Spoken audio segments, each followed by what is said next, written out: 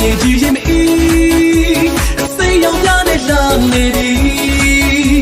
အနာဂတ်ရဲ့လင်းရောင်ကြီး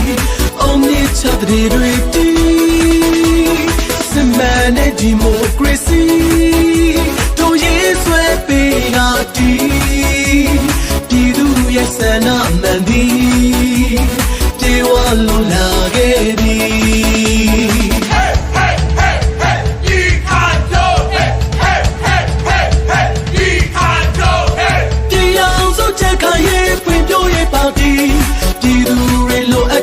ဖြည့်စည်းဖို့လာပြီတရားစုချက်ခရဲဖွင့်ပြရေးပါတီပြည်သူတွေလိုအပ်ချက်ကိုဖြည့်စည်းဖို့လာပြီစိတ်လေးပေးမှမှန်ကိုရွှေ့ပြီးပြည်သူစံတော်ပြေဝပြီ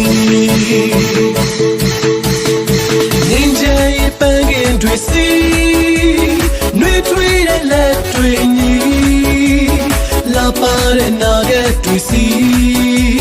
ရှေ့ဆက်လို့နေပါပြီ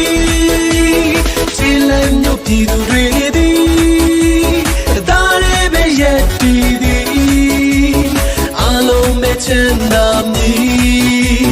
ပြေဖြိုးလို့ခိုင်နေ